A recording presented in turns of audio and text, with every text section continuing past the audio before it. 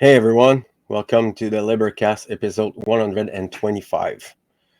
I want to first thank everyone for joining in. The people will listen to it later. Thank you so much for being there and supporting my work.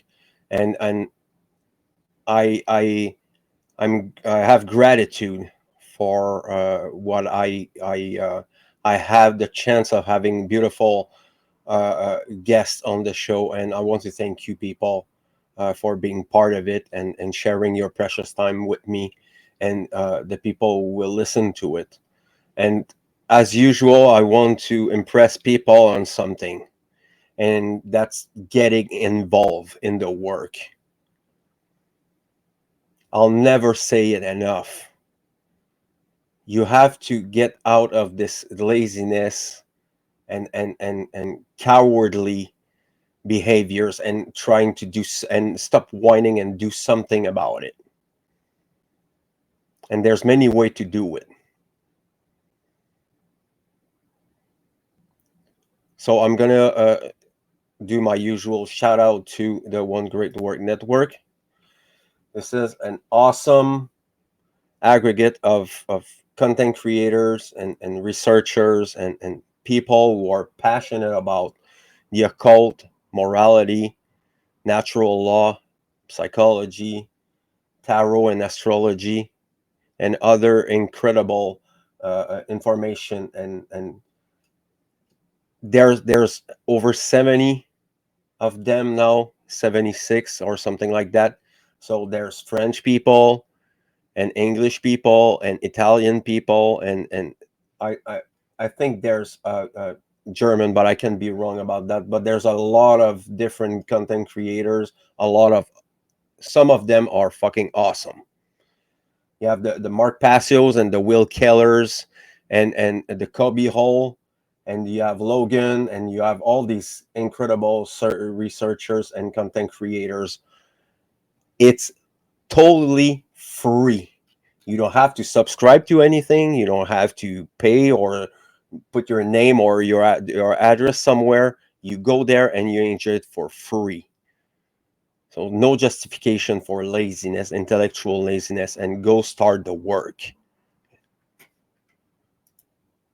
So if I may make a suggestion, I would suggest people to go on the Mark Passio's whatonearthishappening.com and start from podcast number 1.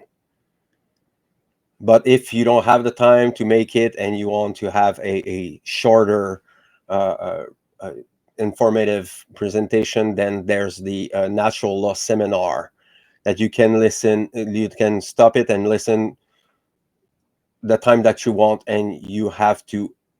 It's so important that people get into this work. So get involved, people. So I'm gonna introduce my guest. Here we go. Oh, here we go. Sarah is gone. Can you hear us, Sarah? Can you hear me? Yeah, I can hear you. Perfect. Yes. Yeah, so thank you, ladies, for being there tonight. I appreciate it. And I want to show you my gratitude for sharing your precious time with us tonight and talking about real things and solutions and things like that. Uh, and we don't do that so much, having a straight conversation uh, between men and women and talking about and knowing the spiritual nature of each other's, and they're very different in some ways, and they're very same. They're very the same thing in on the other way. um so before we're starting, please introduce yourself and talk about who you are quickly, and go where we can get your work, and then afterward we can start the conversation. Brittany, Um, yeah, sure. My name is Brittany Ashby. You can find me at linktree.com/Brittany Ashby. to find everything that I do there, I've linked up our Girls Club Rumble page that Sarah hosts. And then I also do Home and Haven Farms with my husband, Brian, where we raise our own meat and everything with our family. And I'm also a co-author of the Anarchist Cookbook 2.0. Awesome. Britt? Sure, I'm Britt Anderson, I guess. I try not to do Brittany, and our last names start with the same letter too, so Britt works. I don't really have links or sharing. The Girls Club is really my go-to, and I could be found on Facebook, I suppose, if you wanted to touch base. But I'm just a student of all things esoteric, really, and dabble in all the divinations, and been following Truth Community about 4 or 5 years or so. And so this is my avenue of sharing and growing and learning and guiding and teaching all in one. So here I am. Leslie? Yes, I'm so glad to be here. Thank you, Fred, for having us on. The Girls Club has been fun, and it feels like to me a very special project. So in my individual work, you can find on alivethrive.life is my website, and there's a tab there for the Girls Club, and there's a tab for the Dissolving the Divide podcast series that I'm a part of, and my own individual videos, Alive and Thriving. And I'll share a tap link in the either the comments, or Fred will have that to put under the video at the end.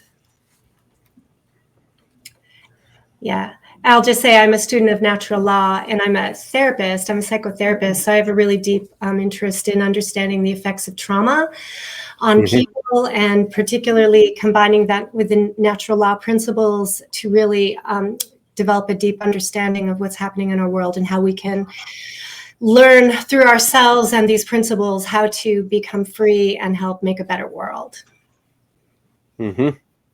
I've seen your work, and I'm looking forward to having you, Leslie, on the podcast just for the Sophia information. Awesome.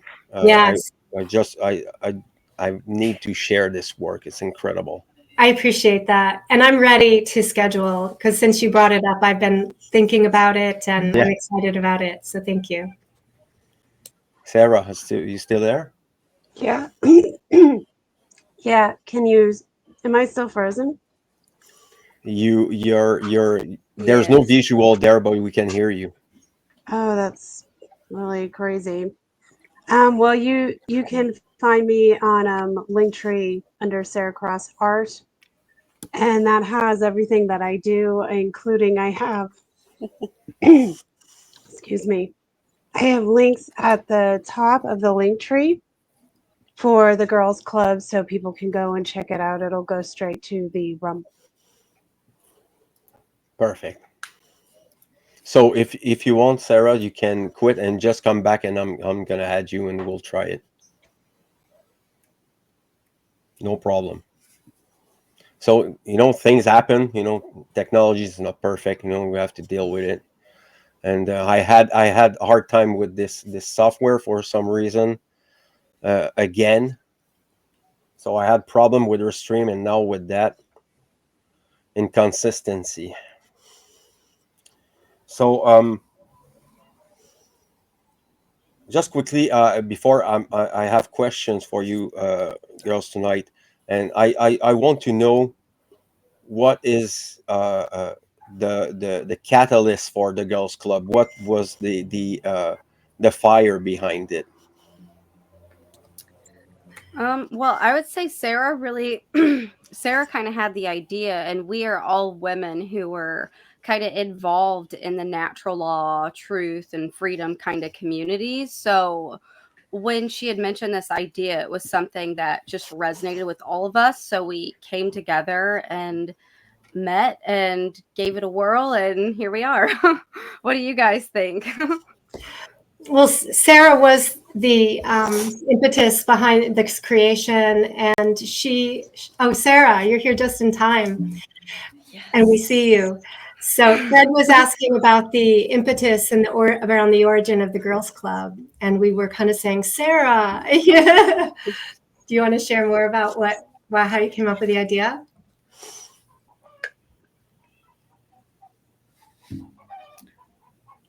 Oh, Can you hear us? you're muted, Sarah. Good observation. I need to get some glasses. There we go. Let me think for a minute. How I thought about it. Well, I was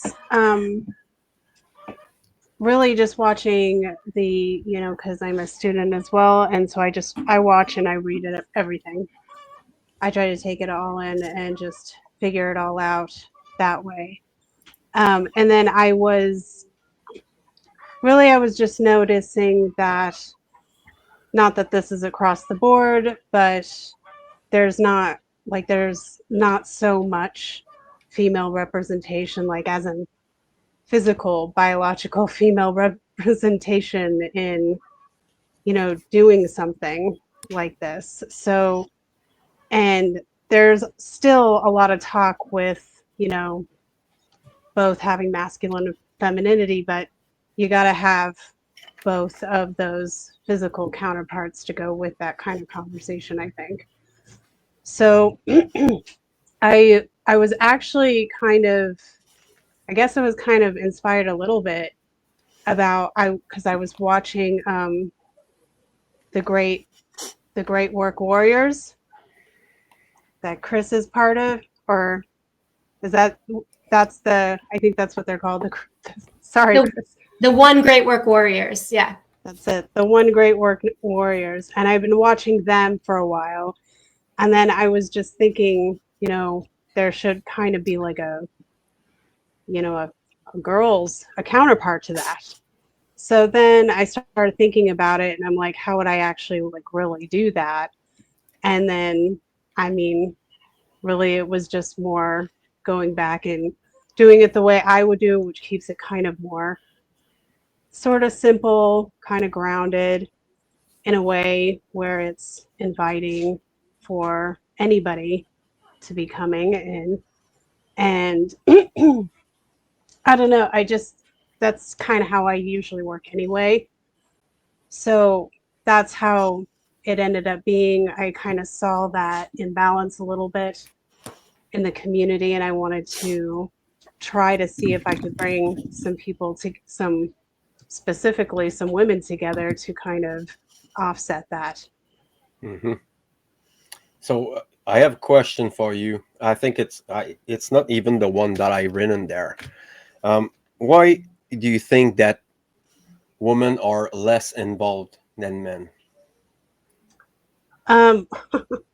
Well, I don't know if everybody or every woman would even agree with me, but I think it's because naturally, even though women do really great things, they have all the ability to achieve, just as much as anybody else that they want to. But women we're really good at naturally being kind of the backstage of the production, if that makes sense.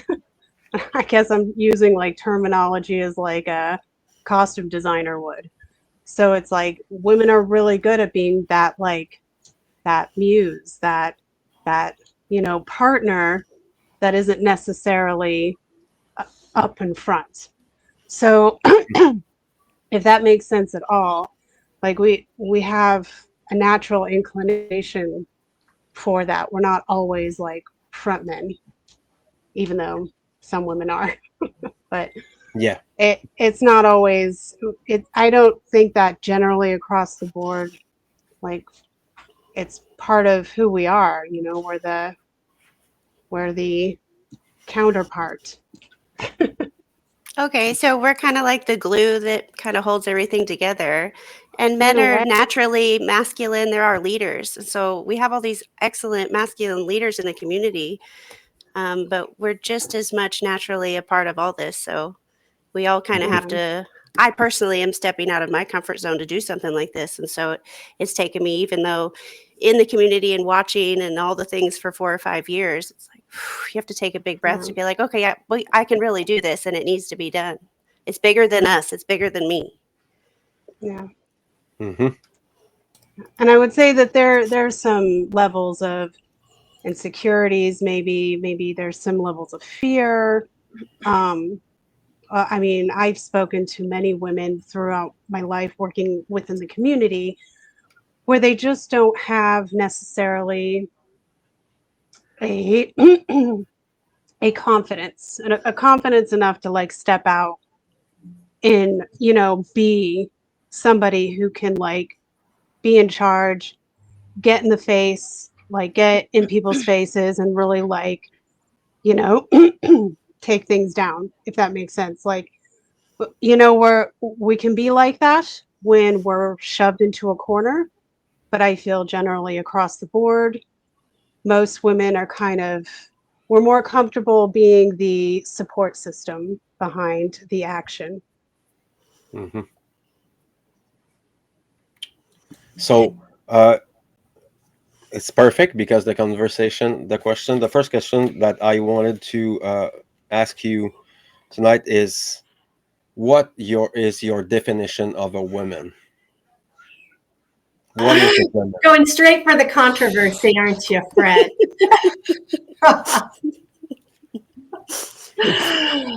Well, I mean, I perceive a woman to be a biological female. You know, that is my definition of a woman. Mm-hmm. I mean, as not only biologically, what would be the qualities of a woman?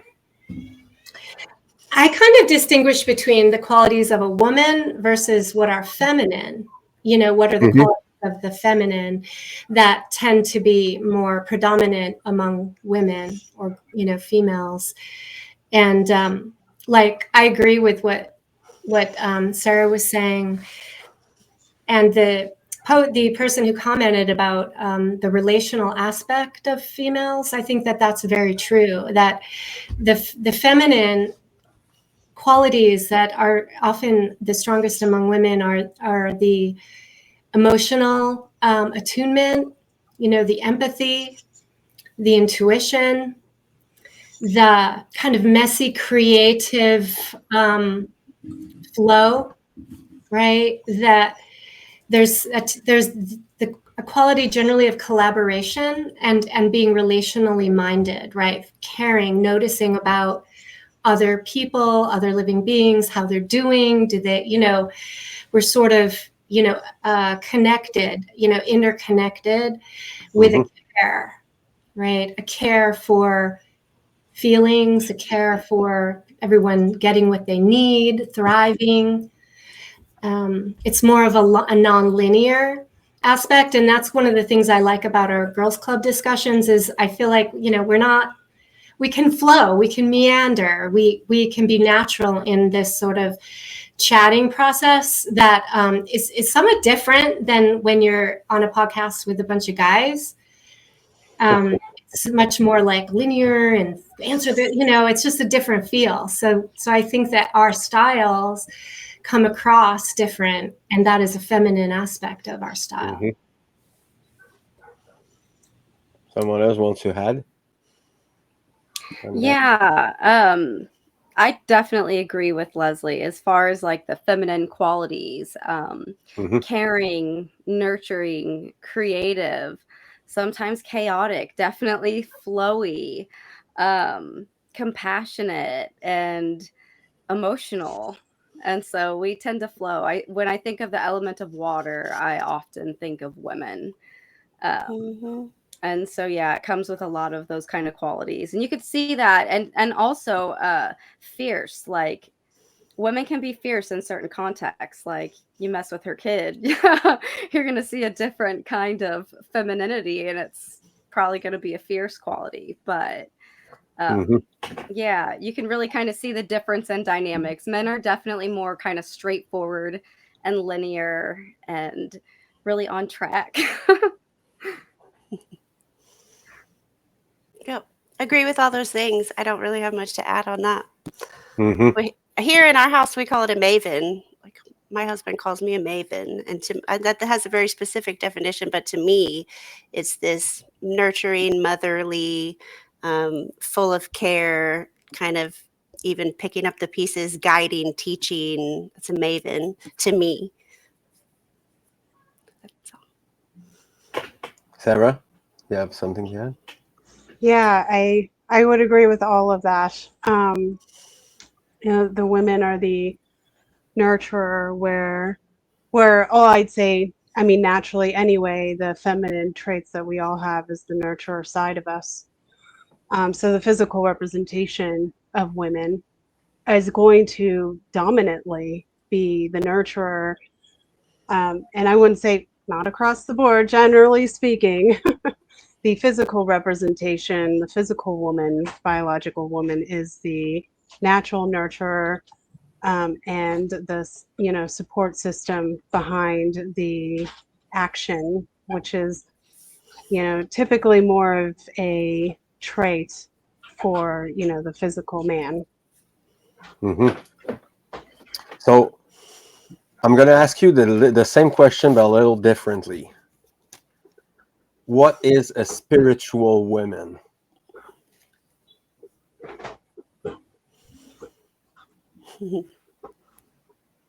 What is an Leslie? authentic spiritual woman?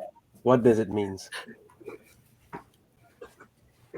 I think what does it mean to be spiritual? I think it's about recognizing that we are more than our material qualities, and that life itself is more than materialism.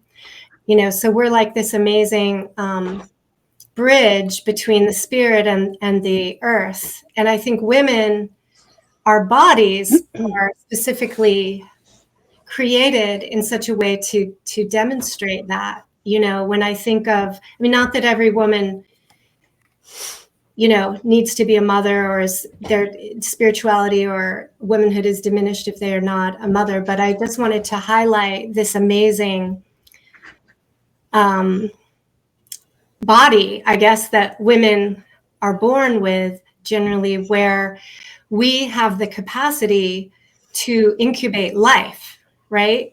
So, it's necessary. Spirituality to me is requires the masculine and the feminine, and the men and the woman, because it's that synergy, that union that creates life, but it's actually through the woman's body, which is an incredible kind of experience if you really stop and think about it, that a seed enters our body, meets with an egg, which is like this pure potential, right? And this synergy explodes into a living being, and life is like nurtured and incubated within our belly, right?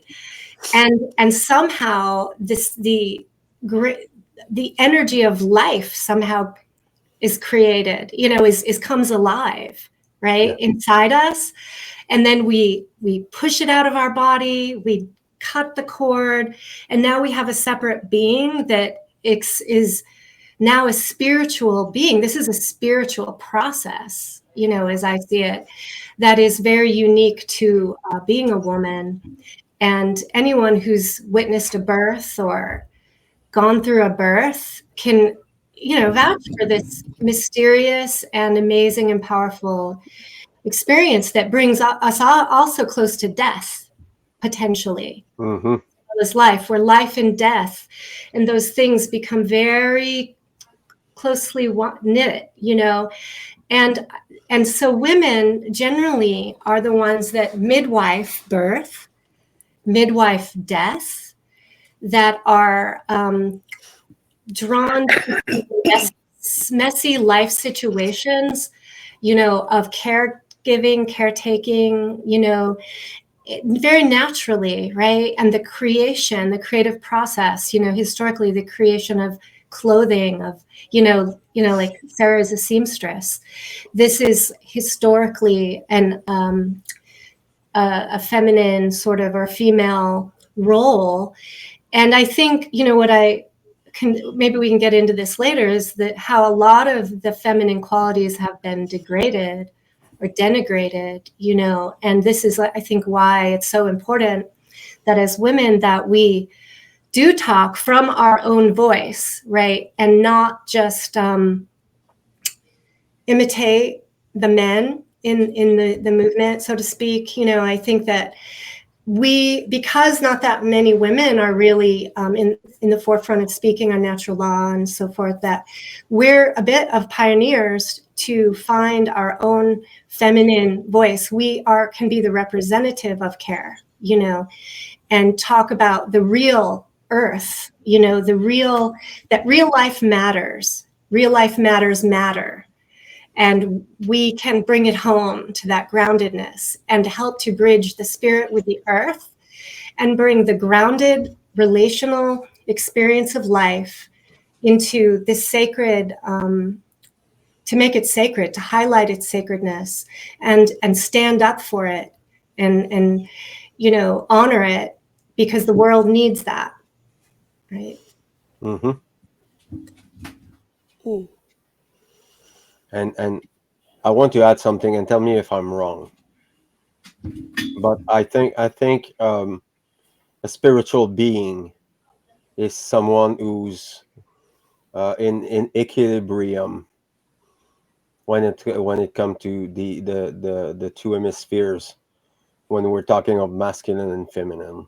Mm-hmm. So you can have a man and having these nurturing aspect. It's not going to be the same, and I'm not saying that we can do your job. It's impossible. I'm telling you by experience. Okay, my wife, the relation that my wife has with my children, it's not my relationship with my children. There's a sacred thing there. There's a connection, and men have to build it with the years. But the mothers, they're always connected with their children, and you can see it in their behaviors. Mm-hmm. So there's a principle of creation and attachment and things like that, and there are responsibilities, and they're huge responsibilities. The creation of and no babies can exist without men. So there's a divine thing in the men, and there's a divine, we can call it a spirit portal or things like that, that the women are taking in the baby, and um they're a conduit of energy and things like that, and there's a symbiosis there. So there's a beautiful relationship in when we're talking about creation. Mm-hmm. And I want to just to say that, because I think this is a subject that people now are not looking into this seriously, and the sacredness of the relationship between men and women. Totally Yeah. agree. Yeah, there's a beautiful balance, masculine and feminine, that we play for our children and for ourselves. It's like this, the trivium is so important. And so, like you said, it's this huge responsibility that we have, men too, and as mothers, it's an equal responsibility, I think. But spirituality to me would be that you have to know yourself. You have to, if I'm going to teach my children all of these things and natural law and truth, I can't do any of that properly or raise my children or guide or get on and project in any way unless I'm doing those things for myself, and teaching my children to do that inner work, the shadow work. Absolutely. So spirituality to me, that number one step before you can help anybody, you have to know yourself. Mm-hmm. I like it. Mm-hmm. There's Brittany, you want to bring something and add on that? Well, I guess, talking about like a spiritual woman, I think spirit is the root of that word. So maybe a woman who is connected with her own essence. And I think that we'll have our subjective definitions of what spirituality is to each of us. Um, and so that might vary from person to person, but I definitely find it. I like how Leslie brought in like even the earth and stuff like that, because Mm-hmm. there's different perspectives to to view that from. And then I think that where we are on our spiritual progress, so to speak, will depend on like what lessons are relevant in our own personal lives. So yeah, it could get complex. But yeah, and sometimes I think that people can have like a really strong personal spiritual connection with themselves, the creator, the earth, and all that. And sometimes I think that even just the average person, they're having their own spiritual experience too, even if they're not plugged in, tapped in, and connected in ways that we would sometimes think a spiritual woman or a spiritual man would be. But I think that we all have spiritual lives, and all have spiritual experiences, and that might look different for each person. And even a seemingly ordinary life, like we all incarnate here for a reason. And maybe it's average and ordinary for some people. And then for others, that means like super connected with the divine and the creator. And others, it might be in service of their family. Others in pursuit of becoming something great and leaving a giant impact. So it's kind of some of my thoughts on that topic. I see you for now, Sarah. Right. You're moving. Oh no, it froze again. I Oh my I'm goodness. sorry. Well, good smile. It's okay. I agree with Brittany. I do. Everybody's on their own wavelength and their own journey, and we're all here with our own purpose. But I think that really encapsulates really what the great work is about.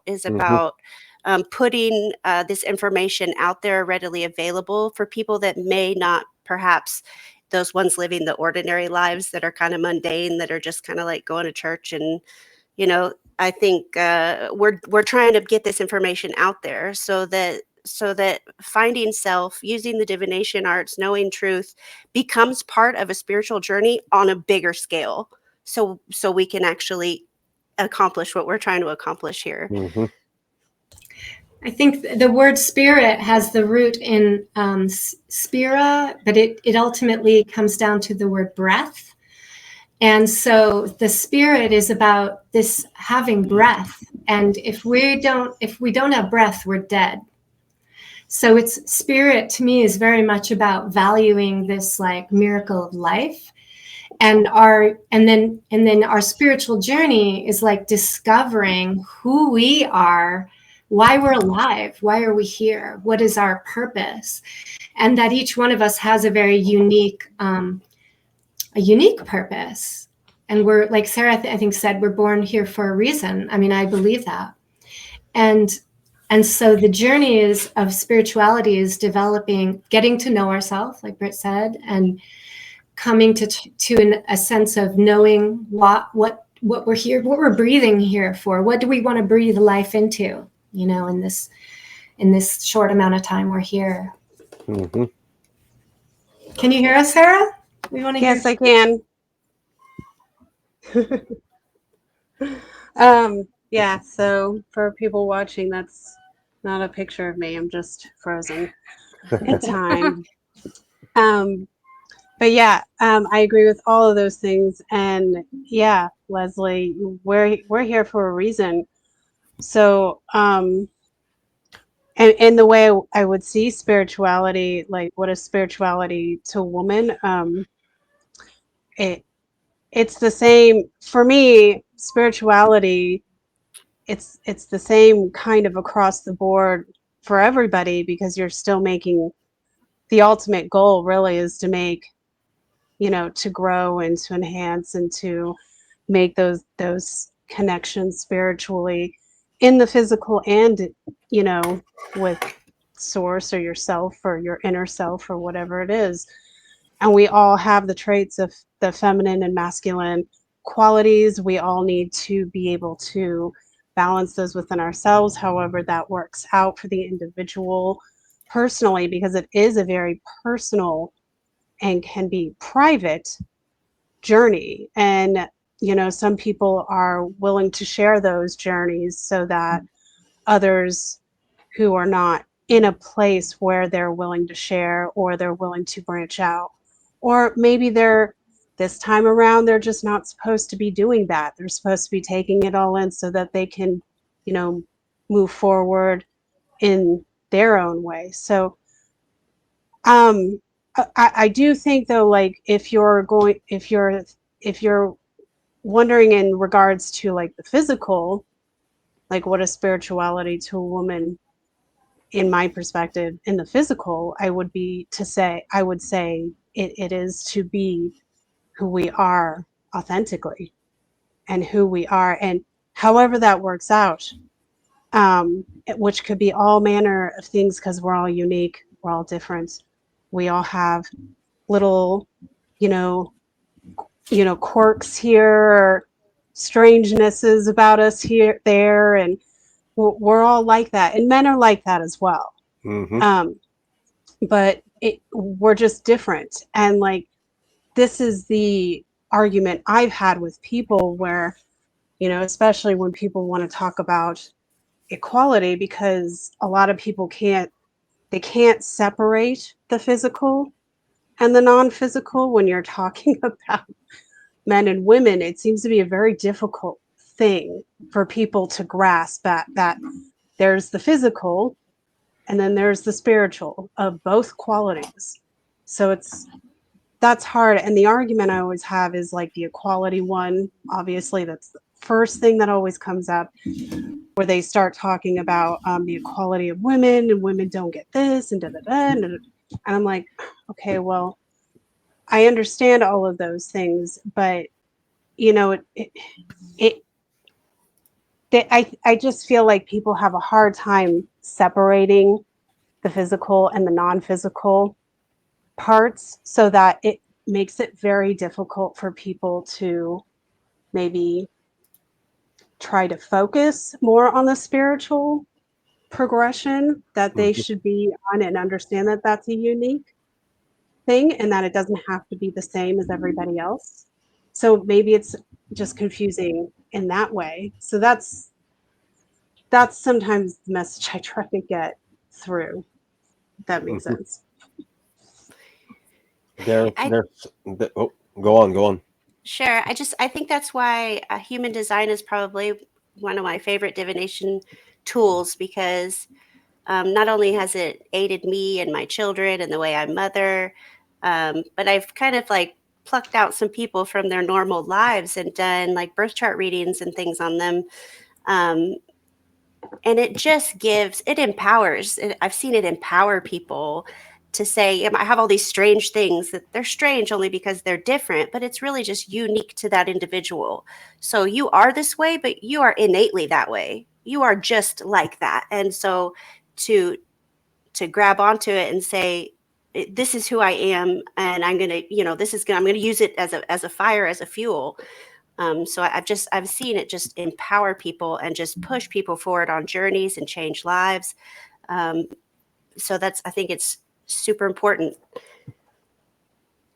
Yeah, and I have the honor of having a conversation with another woman, Trinity, and these kind of conversation are very empowering for both of our sides, and on my side, I think spirituality is a search for freedom. So I like that. this is Yeah. what we're tending to do.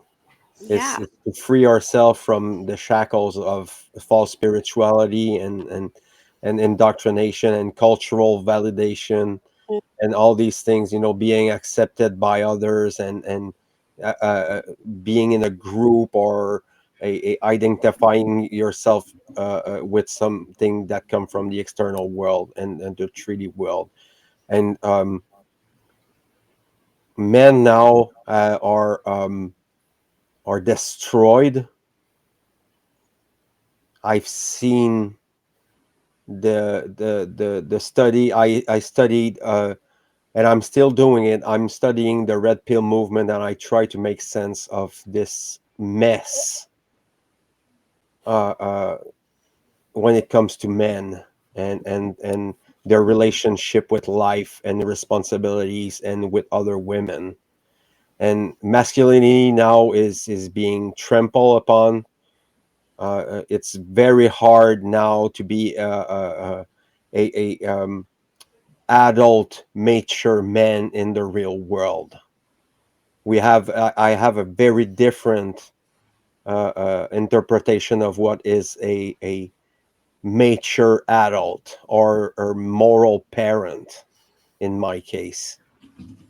And I can only talk for what I've seen, but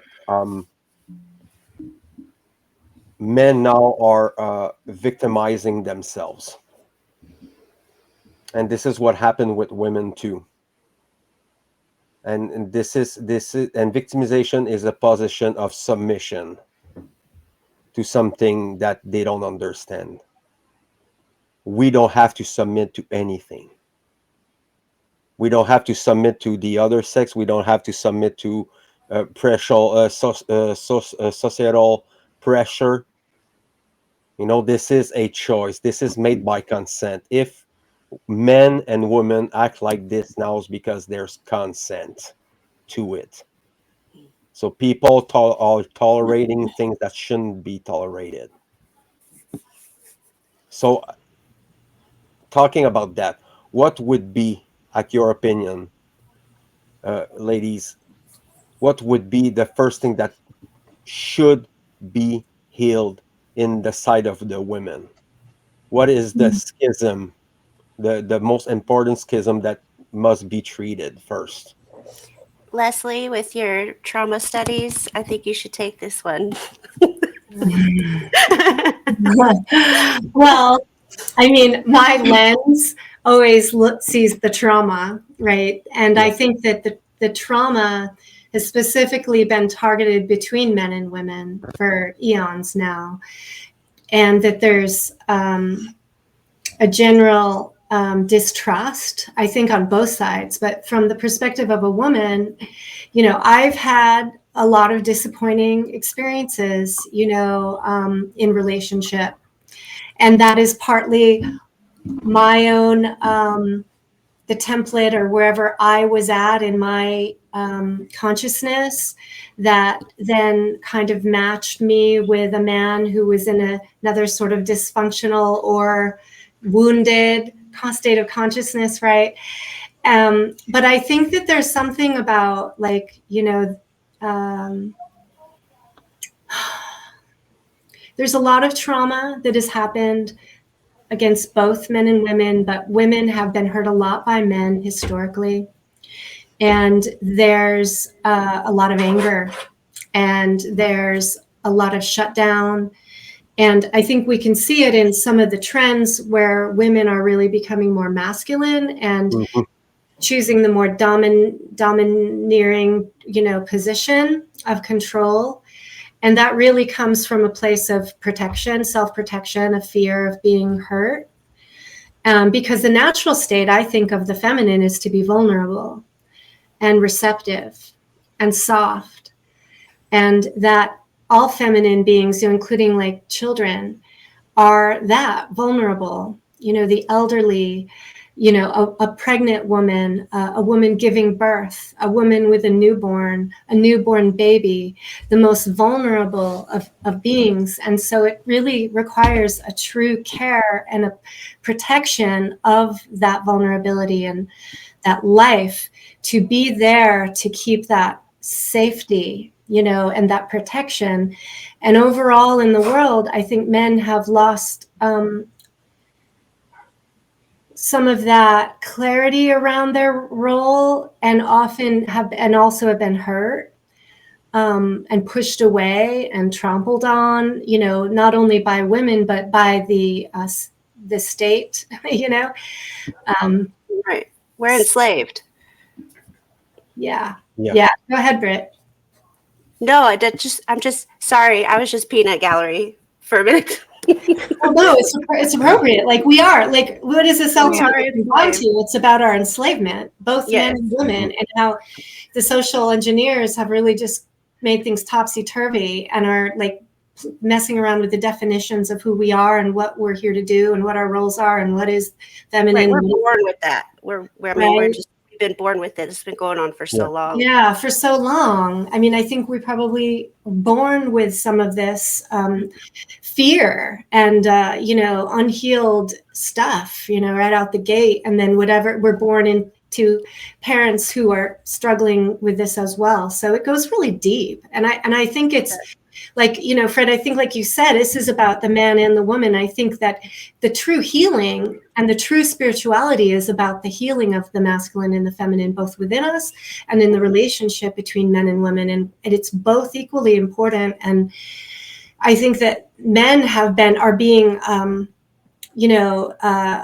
abused as well. And it's just created this like mess. Mhm. I agree, Leslie. I'm 100%. gonna play the devil's advocate there. What about the relation between the mother and the daughter?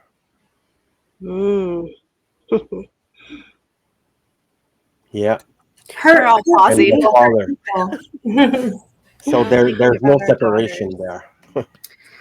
Yeah, that's kind of what I was thinking too, because and it's just my own personal subjective experience and benefit in sharing this is like I think people should work on healing their own emotions and their own unhealthy habit patterns, mental habits, and everything, and relationship dynamics. And if you do all of those things, then you should be observing the relationship dynamics that you have with everybody: mother, father, brother, friends, exes. If you're looking to do a general overall emotional healing and specifically touch in with what is unhealthy, and then set intentions and do actions to learn what are healthy behavioral patterns, how to handle your emotions. If you can do all that, that will naturally touch every other relationship that you have. Because I think a lot of people don't know how to even operate the basics of their own being. They don't know how to express things. They default to attacks.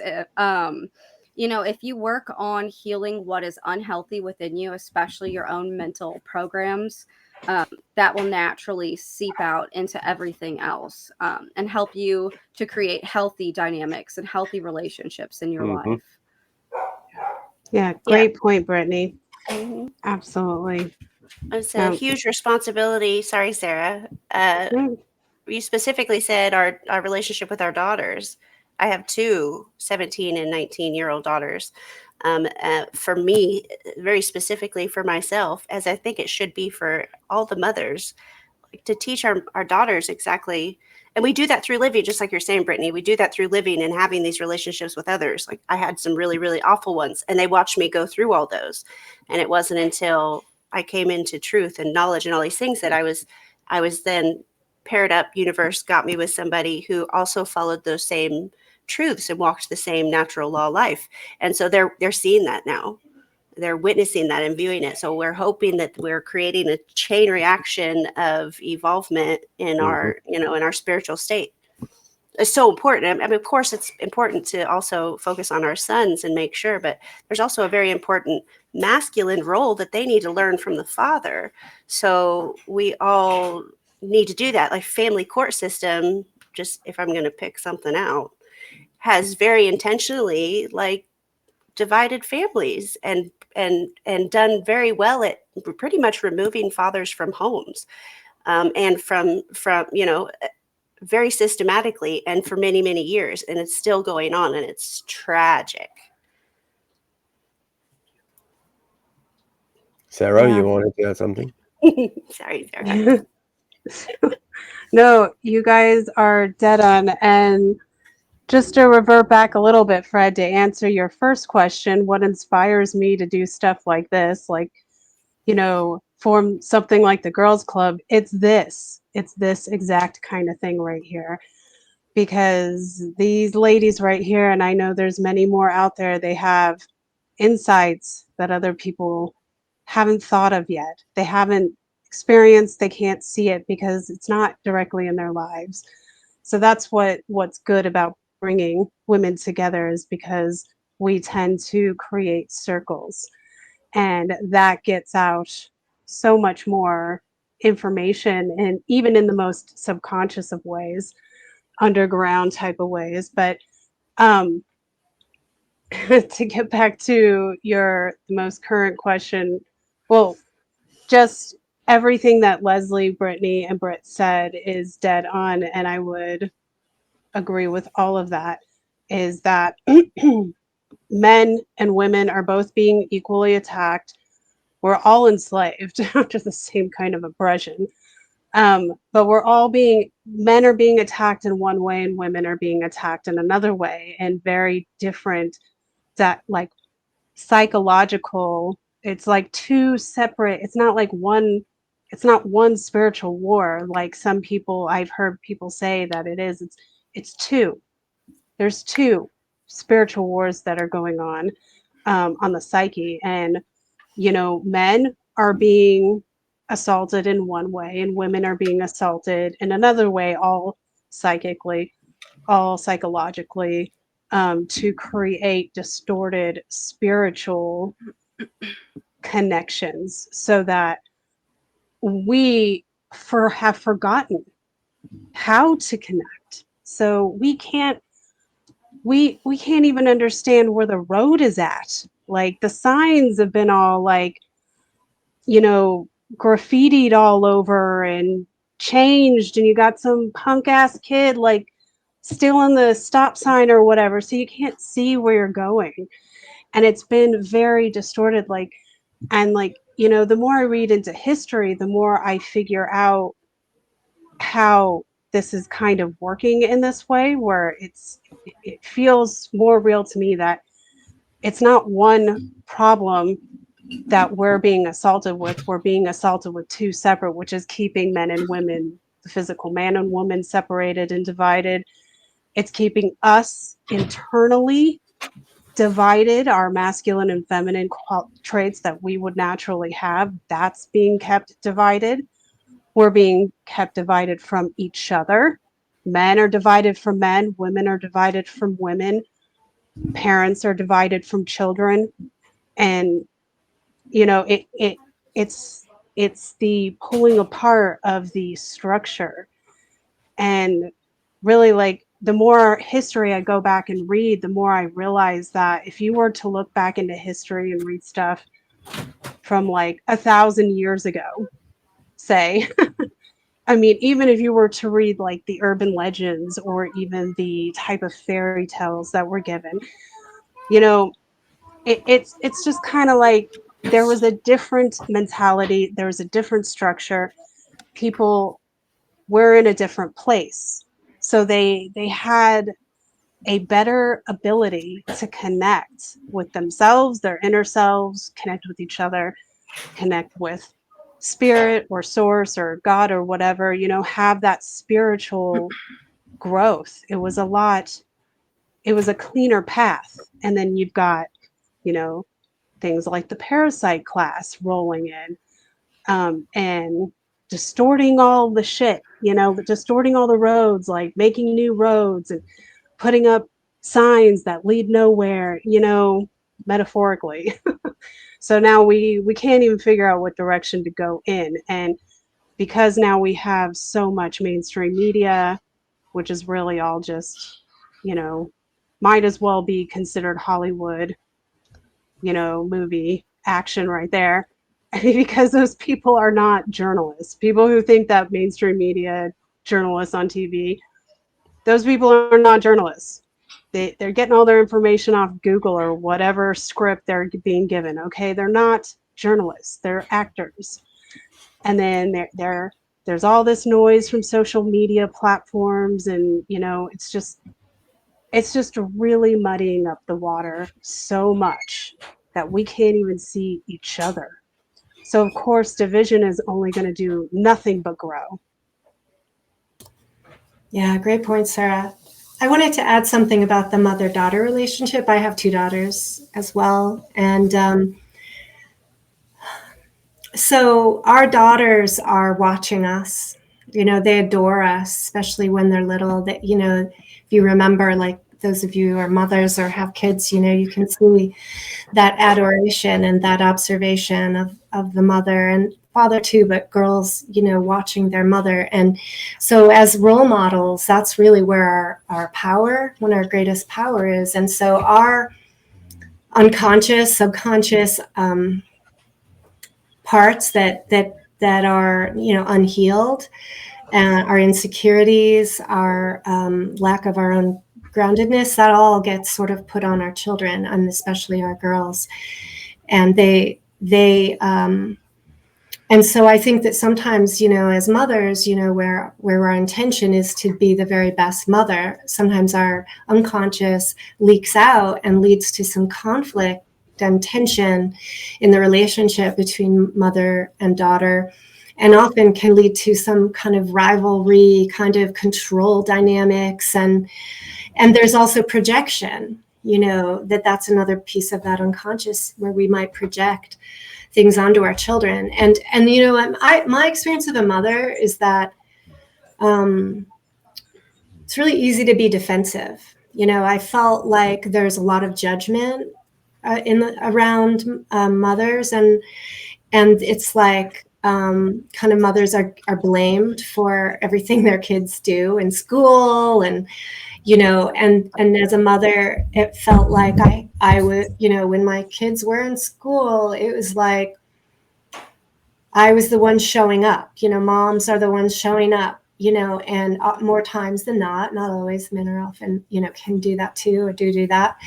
But there's a sense of responsibility for everything, and a blame, taking on this blame. And that was really hard. So if my child had trouble in school or whatever, that really wasn't about my parenting, or maybe it was really about the school and the way they treat children, because the child isn't compliant enough, or doesn't want to sit in circle, or, it's this disconnect. And when you're a mom and you feel defensive and you feel like, you're being judged, then, you project this onto your child, and in a way that's like not authentic, and it's not following our true instincts. So it's a really hard, I think, being a mom is a really particularly challenging thing. And then, I have two girls and one boy, and I found like the teenage years are much harder with my girls, and their level of, kind of reaction to me was a lot more emotional, and a lot more maybe angry or resistive. And so it can get complicated. And then you think of like mothers or women with mother-in-laws. That's another really tricky relationship, because there's weird dynamics, around that too, that I've experienced. And a lot of this is what's happening unconsciously, is because people aren't aware of their psychology and their inner workings, and are caught up in external worldviews and belief systems that are basically given to them from the outside, from the school system, from some magazine, from a TV show, from a news, thing. And so it creates a lot of distortions. And I think it does divide, like, children from their parents, mothers from their daughters, etc. Well, they're having to navigate this world of conditioned beings and slaves who are just accepting all these things around them. So, of course, we know that that's the majority right now. So when my children leave my home and I'm teaching them natural law and teaching them a certain way, and they walk out here and they see all these other things, they have to make a decision. And that is tough. That is tough for them. They have to go into the school system, and my two younger boys are like in a private school system, and that's hard for them. They're dealing with all those kinds of things that are being placed on them, and when they hear from me or from us, it's very hard to navigate this place. It just is. Yeah. Add single motherhood too, which I was a single mom or still am a single mom, have been for many years. That's a whole nother like dynamic Yeah, that's that's tough. super hard because, you know, somehow you're trying to do the impossible thing of being the father and the mother, especially if the Masculine. fathers are not closely involved. And sadly, that's the case. Or, you know, if we have a talk kind of a man who's not healthy in his masculinity, and that can add a lot of complications if there's not the true care and respect for the mother. Like these dynamics can get super complicated and toxic and painful and confusing, right? And then we're all living in with that like chaos soup, you know, trying to detangle it all. I mean, a lot of what we're dealing with now, I feel like we're detangling, we're untangling this big messy web that, you know, that life is sort of created from our unconsciousness about ourselves and the world. And so I think our journey here is to bring some clarity to this tangled mess and to help identify what's really important and what's right and what's wrong, and bring the spirit of care and love to the process of making change for the better, you know, which is goal driven and masculine. Absolutely, Leslie.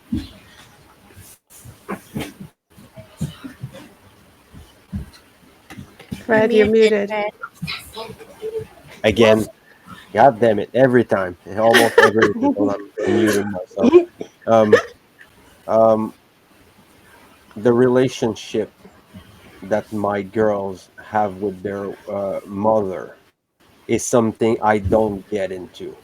I'm not mixing my role with the role of my wife. So there's things that, you know, discipline or things like that that come from men. There's qualities that uh, children must have around them, and most of this stuff will be women will try to emulate this, and it doesn't work. It doesn't work that way. Right. So there's a lot of compensation for this, and you there's no substitute for having a father or man figure in the couple. It doesn't have to be the biological father, but having the presence of a man who respects and care. And I'm seriously, I you know, you were talking about women, and it was so beautiful. I mean, I like your honesty about it, and I know you're not saying you all not saying everything, but being honest about this and having a conversation together, it's an honor for me for having you tonight and having this conversation between men and women. I try to get involved in that, but children, my girls are, I respect them, I love them, and I see them as uh, individual beings. They're not mine. I don't own them. I have to guide them. This is what I have to do. And when you have, you know, I have three little girls and a cute little boy recently, and this is not only a critical aspect for the mother, but the father has to be involved into growing up the children and taking care of the mother so she can be healthy and uh, uh, uh, um, the mind, you know, the women, at my experience, the men will come to make it lighter and take on the responsibility, the hard working things, the responsibility, the groceries and things like that. I'm a very involved father. I'm working only 4 days a week because of that, because I want to have uh, uh, quality time with my children. So we're, as a couple, we're building up our couple, and we're building up our children at the same time. So it can be it can be tiring. We're growing up and growing old, and men are growing differently than women. Women are more mature quickly than men. So there's generally, I'm not saying that it's like that, but generally men are growing slower.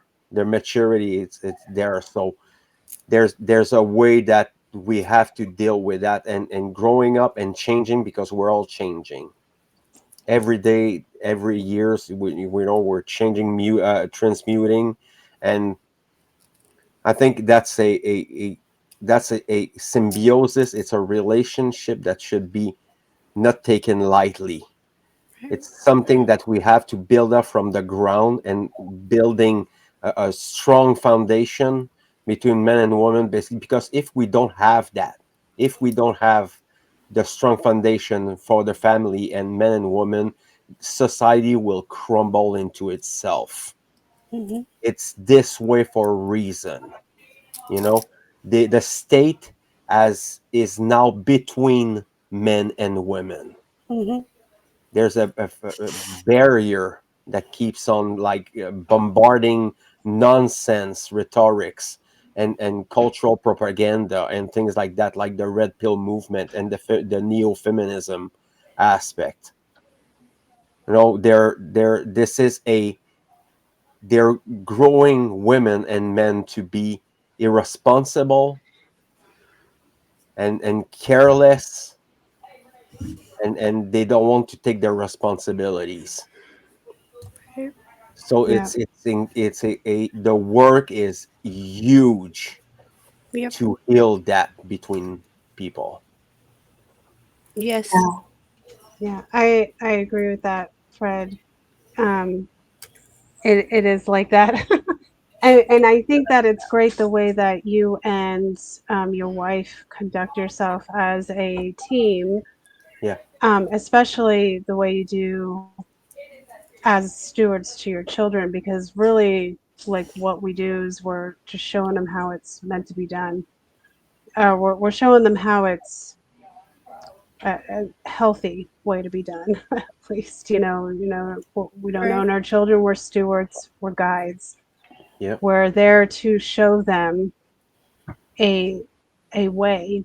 And like what Brittany was saying was that we can teach them all we can. We can give them everything that we have, but at the end of the day, they are still individuals. They are still on their own unique path, because we don't just we're not just born and we're like photocopies of our parents, where they're like, oh, my parents are this way, this is my bloodline, so it's genetically this way, and like they think like this, so I think like that. We're not carbon copies of our parents. I Yep. mean, we can be if we're lazy or not paying attention, but we don't have to be. So really what we are is individual. We're individual, unique, fractions of spirit. And we, for our children, all we can do is give them the best that we can give them, and hopefully they will find their way, the way that they're supposed to be finding it, and in their authentic way. And what you're saying about, like, the states coming between the men and women, that is kind of what it is. Really, it's like the state is replacing the male the Yep. male representation for the women, and it's turning us into we're fading away into the wind of like what we really are, as that part of the female representation in the physical world.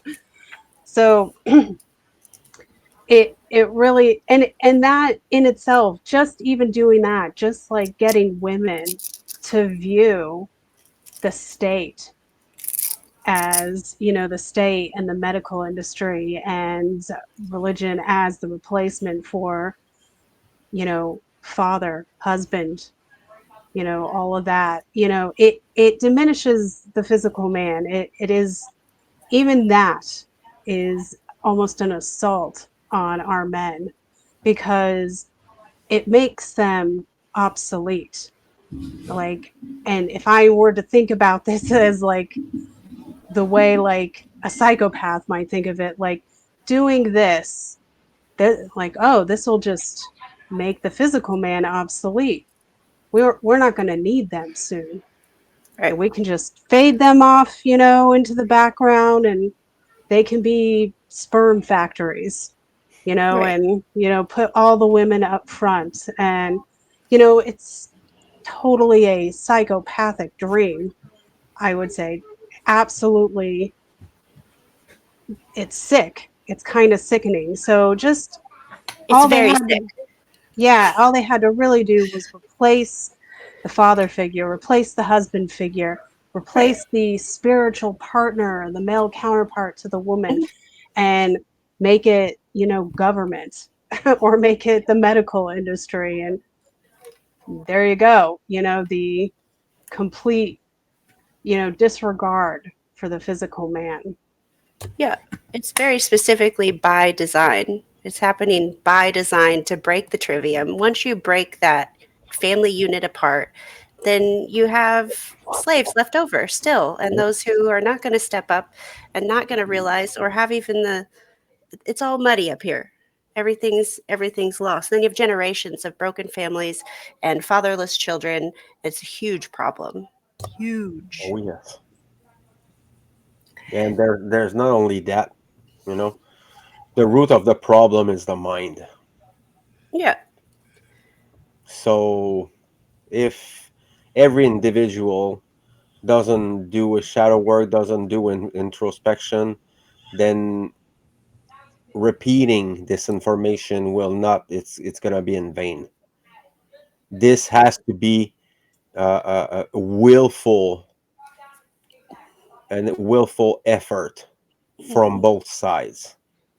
So there's many things that needs, because we don't have much time, because we can go deep, way deeper in that than that. And I want to say that if every man and woman would stop 1 minute and look themselves in the mirror, and and confronting this mask that people, this veil of cultural indoctrination and intergenerational mind control, and people would break the cycles, because it's about breaking cycles.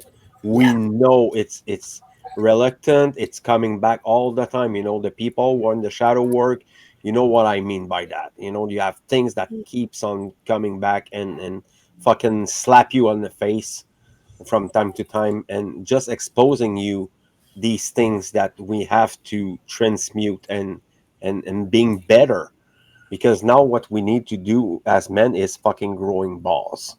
Okay, they're ballless, over emotional. Uh, their mother is the state, their father is the state. They're swallowing everything that they're sent, and it's not gonna it's not gonna be that way for a long time. Yeah. Men will not tolerate this. You know, there's a maximum that can be, you know, and you know what happens in this time. Most men, the higher percentage of suicide are men. Yeah. It's been, Higher The higher death toll is on men. The Yeah. higher mental illness percentage is men.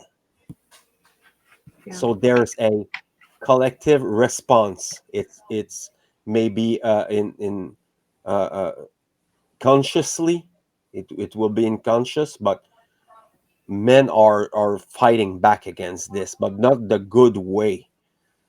This is what is happening right now. You know, they have pre-masticated version of themselves. You know, they're selling you. Oh, you have to push the iron, and you know, take steroids, or being douchey, and treating women like garbage. And it comes from the other side. You have toxic psychic vampires that are women. There's some bad snakes outside.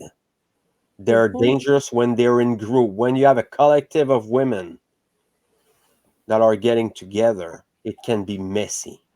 You Mhm. know, I've worked with some a group of women, and I'm not telling that every women are like that. You know, but there's a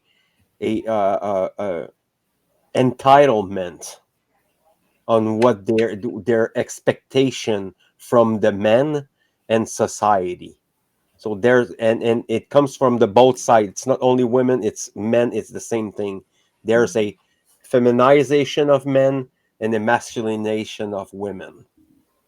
You know, and the two together doesn't work, because men will look for a feminine, soft, and nurturing and caring women, and then women will try to take to have the bad boy. They'll try to have the the people with like how Mark Passio told that, um, it's up I can't remember on the presentation, hypergamy, I think. So there, and it comes from both sides. I'm not telling that it's every woman, but the standard is there. There's double standard from both sides, and most people are talking out of their asses, you know, when it comes to that. You know, they want the bad boy, they want the big job, and they want to work hard and being independent, but they want the family. If they have a career and they have a business and things like that, it's very hard to deal with both sides at the same time. Having a lot of money and having a family, it works one against the other. And I'm not saying that's everybody. No, you know, I'm sure women with family and husbands can do good money, and it's not what I'm saying. But there's double standard between now in the society. It's like the focus has become on making money and having Yeah. material possessions and the big house and the big vacations. And so, like, most families have two working, well, if there's even two parents, they're working, both of them. You know, if they're split, then they're working. You know, where are the children? You know, they're being Yeah.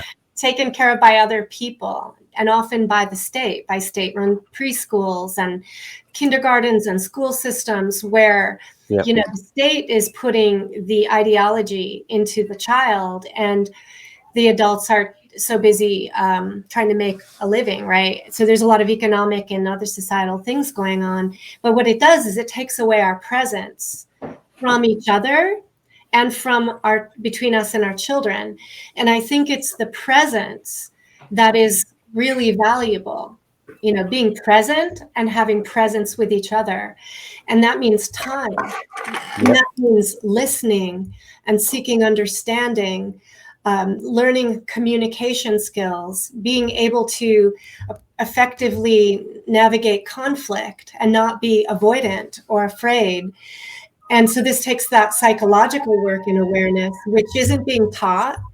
And most, I would venture to say, the majority of people are poor. You know, they're below, they're failing grades in these areas. And I think I really value what you were saying, Fred, about you're making sure that you have presence with your child and that you're there tuning into the needs of your wife so that she can be relaxed enough to be nurturing and be there with her children and know that you kind of have her back and you've got that ability to kind of, you know, provide some of that infrastructure. And so as a whole in the US, we're missing this, that the teamwork is missing between the men and the women, and we're not building healthy attachments. That's another thing in my studies of psychology and my observation with families and kids. I've worked in foster care, adoptions. I've worked in schools. I've worked in home-based and community mental health and health care systems. I've worked in collaboration with a lot of settings, and people are not talking about how important it is to create that solid foundation of healthy, secure attachment between the child and their parent. And usually it's the initial attachments, the mother and infant, in that fourth trimester being like the first 3 months of life outside of the womb. And it's such a precious stage of life, and I just get frustrated because I don't think that people are really caring much about the children or the start of their lives or the real psychological emotional needs to maintain that secure attachment throughout life. I mean, I think most of the reason we've all had fucked up relationships is because of some attachment disruptions and woundings and abuses and things that have happened at various stages of our life. Mhm. And so this consciousness, conscious parenting, conscious coupling, I see people getting together unconsciously, getting pregnant so fast and breaking up like by the time the baby's born. I don't know how many couples I'm like, you just had a baby and now you're broken up. Like, it's happening, like it's a problem. And it's one of the, I think, the trends that's going to just continue to separate people and separate us from each other and our ability to really even know what it's like to be healthy. We're so programmed. Yeah, healthy boundaries. Mm-hmm. Yeah. And the other thing I wanted to say, and sorry to go on, but I was thinking about, you mentioned the word discipline, and I think that there's very different parenting approaches or teaching. Okay, the root of the word discipline is disciple. It's to teach. So the ultimate goal is to teach our children. And I think that the masculine or male approach is different than the feminine. And so my natural approach is very relational. It's not about so much rules and consequences as it is about, understanding, my child and connecting on the relational piece. And I feel like that approach is not supported in our world. I like the work of Dana Martin. She talks about radical unschooling, but she also is basing her parenting approach on an attachment style. And it's very it challenges the most common way of parenting, which is very much about authority and linear kind of behavior, consequence, and it leaves out the relational aspects and the giving the child, an opportunity to have be self-directed in some of the more natural ways of learning and correcting through love. So there's I think the whole feminine, what I feel is a natural feminine way of parenting isn't given space unless there's a mature, psychologically balanced, insightful man who's comfortable, in his role of holding kind of those boundaries and help. Because as a woman, I feel like I need that. I need that kind of guidance. I need that sort of the parameters, and I can like follow it, but my sort of relational aspect distracts me sometimes from the linear path if I'm on my own. And so my kids probably had a very chaotic experience because I was the predominant parent trying to do too many things, to do it all. And it's impossible to do it all, work full time, parent 3 kids, blah, blah, blah, So with this teamwork is so important. And I think that the healing, the greatest need is really the healing between the men and the women. so that we can come together to properly raise children. And whether women and men stay together, that's almost a moot point. The commitment, once you have a child and you have a partnership, really needs to be a commitment all the way through, to that child and mother, and respecting the father, and finding a way to create a bridge that's that's functional, and spiritual. Because what's more spiritual than the creation of life, of the sacred masculine and feminine? Yeah. And I just wanted to add really quick, Leslie, to add to that, because that's a good point. Men are a great counterpart to women as far as like checking when a woman needs to kind of back up a little bit and be like, okay. And women can do that too for men, and it keeps us kind of in that, order. And so like I feel like that's something for everybody to maybe consider and think about, that's why there's a balance. And even if the man and the woman are separated because they couldn't keep the relationship together, that doesn't mean they can't come together to still work as a parental team, because they have children involved, and making that so that it's not like, they don't send their children into this whirlwind of like, all this madness of separated parents, because that's usually the biggest problem with separating parents, is that children often suffer for it, especially when you allow the state to get involved. And then, on the part you were talking about with discipline, like that goes back to like, we're stewards, we're guides. So it's like, people find it difficult about discipline because they're like, they see it as this really negative thing or whatever. But then really it's more like, well, your kid doesn't want to brush their teeth before they go to bed. Well, you can always just tell them like, well, just brush the ones you want to keep. Good luck. And that's gonna, when you're saying that to an 8 and 9-year-old, they're just like, I never really thought of it that way. Maybe I'll go brush my teeth. So it's like, you gotta find, sometimes it's just about being kind of creative and, not coming across as this like authoritarian type of, even though discipline for our kids can sometimes be, it's something that it's because we're stewards, and we need to, I'm not saying people should be violent. They should never do that. But they're children, so we're stewards, we're guides. We need to guide them and allow them to grow, and then, eventually be the individual. Well, they are already individuals, but they grow up and then they start finding their own path. So yeah, that's just what I wanted to add. Yeah. go ahead, Brittany.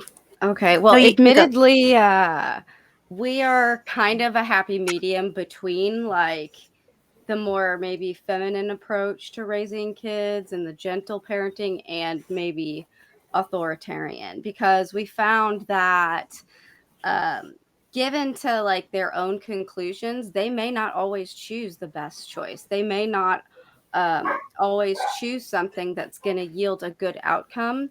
And we kind of like, if we don't want our children treating people poorly, or like a servant, or like people are beneath them, then we're going to have to be more direct in telling them that that's not okay. You love, like, this is how you love and care for somebody. And sometimes that means space. Sometimes that means stop barging in on this person in the bathroom. Like, let them do their business, and grow your patience. And so I found, like, especially with like, I make my kids eat their food. And the reason being is I used to, and I don't like, when I say I make, I'm not like, get in there, like chew it up. Like, I'm not like that. Like, I'm not like cramming it down their throat, but like, they don't really value certain things, or they would, like, I just spent an hour cooking dinner and you're going to say, I don't want that. Okay, well, we're not a restaurant. How about that? Like, so this is dinner, and if you want to eat, then this is what we are going to nourish our bodies with. And so we're kind of, we've had to insert more direct guidelines because, yeah, children are impressionable. But they don't have the higher awareness that an adult mind does, so they're not going to come to the conclusions that we want them to come to. So sometimes we have to teach that and Mhm. instill that, and we have to actually tell them like what is okay and what is not. And I broke the thing of spanking my kids. I probably only spanked my oldest like twice before I felt like the biggest turd bucket and figured out how to, make it worse, or work, not worse. There we go. And so, yeah, one of our consequences is to take away the things that they love, and we give them choices. Like, hey, like we've told you this probably like 100 times. You're gonna start listening to this one right now because we're done dealing with this consequence of you not making that choice. So we present a choice, and if they, depending on what choice they make, there might be a different consequence. So I found that like it can't just be the feminine natural consequences all the time, Mhm. because kids don't receive the lesson that you want them to learn. And we are the parents, we are the leaders of the household, we are the ones who are hopefully intentionally guiding our children down the path that they are to live, and it's our job to set them up as properly as we can.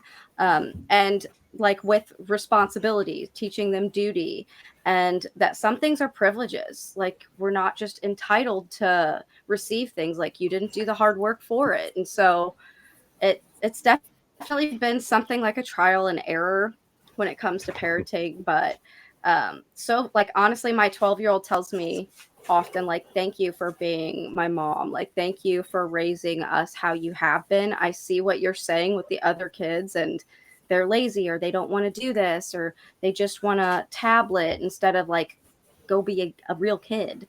And so I haven't hit the teen phases. I've got a tween, so we'll see how it goes in a couple of years. But so far, it's working out, and we've kind of struck a balance between the masculine and feminine working together and parenting our littles and our kids. I agree with you, Brittany. Absolutely. You got to find, and every kid's different. Yep. Every kid's different. They're going to Yes, have they are. different shit going on. So, boys respond differently to one way and girls respond differently to another way. We're wired a little bit differently in those respects. But yeah, Mhm. like some things you kind of got to be a little bit more assertive with your children. Like when I was a kid, we didn't get up from the dinner table until we cleaned our plate because one of the values that you can get as a child is learning how to value what's being gifted to you, like dinner, which like everybody should be able to eat, but it's like, Done making 3 meals, 3 different meals. Like, yeah, and just like, learning how to consider as a kid, well, not everybody has such a parent or steward who is going to provide this for me, and I'm relatively fairly lucky. I mean, just building that kind of insight into a child can be so beneficial. I mean, one of the things that I was so adamant about when my daughter was young was that I wanted her to read.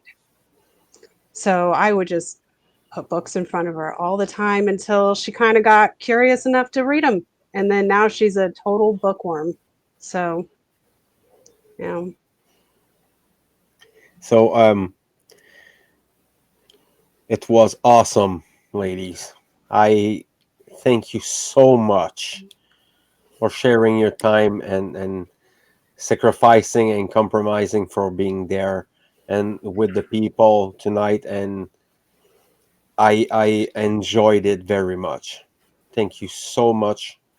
And I mean, those conversation are invaluable, and I would suggest to everybody to get in touch with the girls club. And there's other women like Maria West.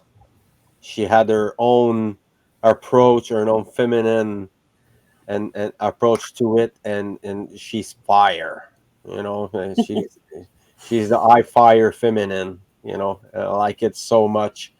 Dorian Green, she's dancing, she's expressing, she's Yeah. awesome. I had conversation with her, and we're talking both French, so we did some French podcast Cool. together, and yeah, I mean, women as such are so inspiring by just in the ancient history and symbolism and things like that. You have the moon and you have the goddess of creation and everything, every aspect that can be explored. So that's a whole other like kind of information. Um, the influence that women had in the past and their leadership in the ancient world, and the like an example just to the pharaoh the pharaohs were crowned by a queen. Mm. They were chosen by a queen, so women were not in the history, what we call history, were not mentioned a lot, but there's a lot of women who were in the background. uh, and you know, every man behind every man there's a mother. We'll never forget that. You know, everybody has a mother. You know, so there's so much information about that. You know, I don't have something in mind, but I know Leslie Powers have a presentation on Sophia. So that's an all esoteric aspect to it. I suggest everyone. And a final word from for everyone, and where we can get to work for a last time tonight, and we're gonna put an end to it. Britt, do you want to go first? Oh, any last words? Last words. Oh, well, thanks for inviting us up. Like, this is cool. It's nice to do something different. We've had some guests on our show. Maybe we can have you sometime. So thanks for inviting us onto yours. It's been cool. Yes, thank you so much for the invite and having us here. I think super hyper focus on the value of the trivium, the value of the masculine and the feminine coming Mhm. together and being united. And that's truly only the way. I think culture puts a badge of honor on the single parent. And instead of our first instinct should be, we need both. I tried being mother and father. Let me tell you, it doesn't work. It's rough, yeah. So that's my final word. Thank you so much for having us on. You're welcome. I'll go. It's weird. It's so much. This is like a sensitive conversation. You know, it's almost like I have a part of me that worries about some statement being taken out of context, right? And it's because the way of the world right now, there's all this sort of like hyper opinionated sensitivity. It's become controversial, and I think that these conversations, like this, is just the beginning of the conversation, and that there's so much more to go in depth around and for clarification. And so my request is to anybody who's commenting on the video to do so from a state of openness and curiosity, to hold out some compassion and to have questions, right? Rather than to be reactive and argumentative or attacking, but to really be part of the dialogue and the conversation, and to be willing to be a little vulnerable, you know, and looking at yourself and recognizing this is complex, and yet simple at the same time. And we want to keep the conversations going. And I really appreciate you, Fred, and thank you for inviting us on, and look forward to more conversations. You're welcome. Yeah, I would agree. It is a sensitive topic only because I feel like we are being conditioned to be sensitive and emotional children. And these are things that we should take care in, that when we hear something, to, instead of make a reactive judgment, which is very easy to do these days, take a step back and maybe take a couple of days to even evaluate the information that you're hearing. But I think that it would be an important, I mean, you could even say that the Girls Club, something of a mission statement for the Girls Club is that we want to encourage other women to step forward and be who they are, and just kind of step into, you know, their power a little bit, and understand that it's okay to be, you know, the guy on the, you know, it's okay to be backstage. But at the same time, you know, we also have to think that we're in a really weird, turbulent type of time right now. The era is weird. It's getting darker out there. So in times like this, you know, even women have to step outside of their comfort zone and really be like, okay, yeah, I'm, this is, I know where I work best with, but I gotta like step forward and kind of like put the brakes on some of this shit right now. And really, like, you know, just help out in the physical sense, help our men be, you know, step into that action, do something. Pick up your sword. Yeah, because women have just as much capability of doing that. It's just, and this is an important time that we're in, an important era that we're in, where women need to do that. I think it's vitally important. I have no real, I don't really have much doubt that the men like Fred, men, you know, like that we know, and they can see this, that they're, I have no doubt that they will step up to the plate. But my call would be that women also need to be there. They need to step up as well, and not just be, you know, the women behind the men. So it's, I think that that's important now, and I think that's why we want to hear from men and women. And you know, you can contact us. We're on Facebook. We're all on Facebook, and you can find our videos. For the moment, you can find them on Leslie's pages, which she's easy to find through Facebook and all of that. I'm easy to find. All my pages are easy to find through Facebook, and you can connect with all of us there and let us know what you think. Let us know what your comments are. Um, give us your perspectives, because all of it matters, and it's a learning process as well. It's like, you know, we may have, we have all of our aspects about us, all the things that we know and all the things that we're considering, but we'd like to hear what other people have to hear too, because, you know, somebody might have something that they want to throw at us that maybe we'll be like, oh yeah, okay, I hadn't really considered that aspect of it, let's look into it.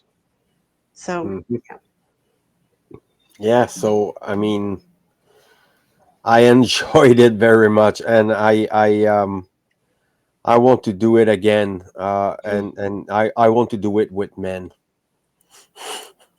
and having the other conversation with the other, and just comparing the two together will be interesting, and seeing the perceptions of men and women, and thank you everyone who have looked into it. I've seen Theolux, I've seen Katrina. C'était Sahel représentativité comme d'habitude, tout le temps là. I've seen Logan Hart on and so thank you everybody. There's so much people, you know. I'm reading all the comments, so I'm gonna be there in the background, and it's gonna be uploaded on Odyssey tomorrow, and next time it's gonna be it's gonna be a vitriolic rant in French. Nice.